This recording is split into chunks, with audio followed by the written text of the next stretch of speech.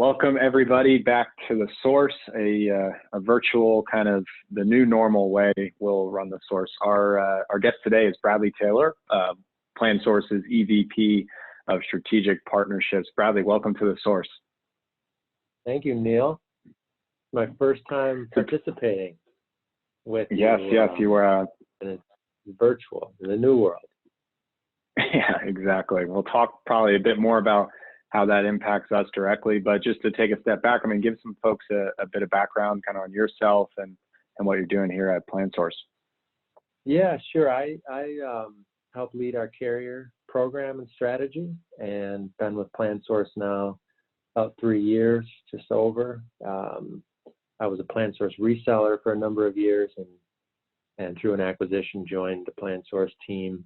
And my original work history had me starting off at Unum, so I've got some background on the carrier world, and I'm enjoying what we've been doing there. So it's been an interesting time and interesting times that we're living through right now. So trying to adapt to life at home and working remotely, and if the virus doesn't get me, my wife might take me out, but we'll see. We'll see where how that plays out. Yeah, we were like, my wife and I were talking, it's a week going on, real feel of a month. So it's just, feels like Groundhog's Day, but I know everybody is trying to do the best they can. I mean, how are you adapting, both, professionally and personally? I know you're big into fitness, how are you replicating things like that when you may be confined to the homestead? Yeah, I think like everybody, it's just trying to maintain some sort of routine.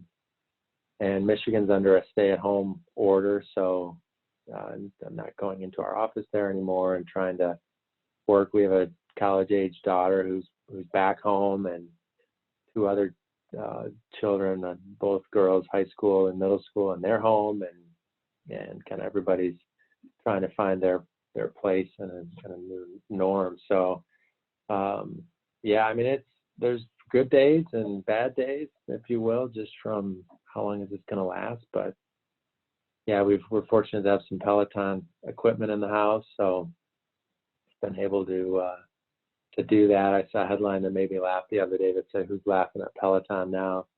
Given the circumstances. Yeah, based off the Super Bowl ad. Yeah. Yeah, if they wasted all that money on a Super Bowl ad, if they just waited for this to all happen. I feel like we've got a friend who sells them, and she's busier than ever. And we just actually, my wife and I just bought one. So yeah, excited to try that out and see over on the leaderboards there. But as we think about, professionally, personally, I mean, I think we're week 3 into kind of this new normal. First 2 weeks are about how does this affect us, our way of life and livelihood. Are we going to have groceries, things like that? I feel like now we're starting around the corner of how does this affect kind of how we go about our business and work with our clients. I mean, when you think of either an HR team or a broker, I mean, how does this whole idea of virtual workspace, contingent workspace, folks literally at home, not allowed to come in the office, talk about just some of the impacts that might just have in a day-to-day, if you're an HR person, or even downstream to benefits and benefits enrollment, things like that. Yeah, sure. And it's so ever-changing, if you will. It's hard to really have a super clear vision on what the future might look like. But I think everyone's asking what's the new norm going to be post kind of the coronavirus COVID-19 situation that we're in. So obviously, if you're an HR person right this moment, your number one concern is just the state of your employees and the business, and what has to happen to keep the lights on and keep people employed, and benefits are certainly a component to that, and technology and resourcing and being efficient, and maybe a smaller team, and certainly without knowing how long stuff's going to last, it's really hard to say. And no doubt everybody's planning with contingencies for how to handle worst case scenario. But down the road, we might be dealing with things like just different ways to communicate benefits. if the process in the past has been group meetings or individual meetings or ways that just aren't the way we do stuff anymore, then what's the strategy going to be? How are we going to communicate stuff if the supply chain is disrupted of printed materials and you can't get stuff sent out? Can you communicate electronically?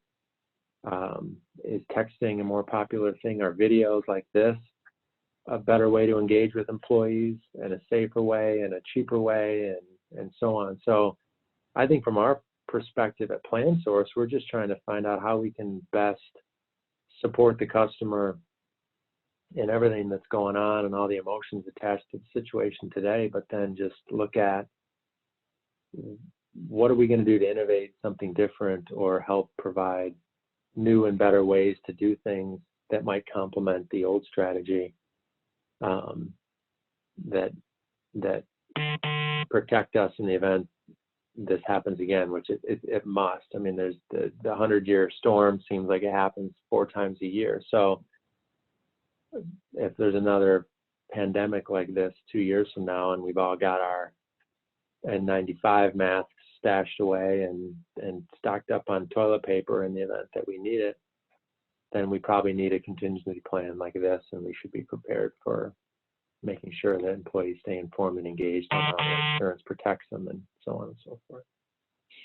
Yeah, that's such an important piece. I think you and I were even talking before we started recording of just, I mean, now it's at a point where it's the fear of opening mail, and historically direct mail was popular, or even just having printed materials that you can keep around the office, whether it's in the kitchen to help drive enrollment. I mean, all these elements that 2 months ago were so big. You think of like an enroller's impact, sitting with somebody, walking them through the benefits process. I mean, a lot is changing, and to your point, it seems like it's a lot of shift as the client's shifting, practicing empathy, meeting them where they are. But at the end of the day, it's thinking contingency and thinking about how you can adapt if this is to happen again, or if it becomes closer to the new normal, right?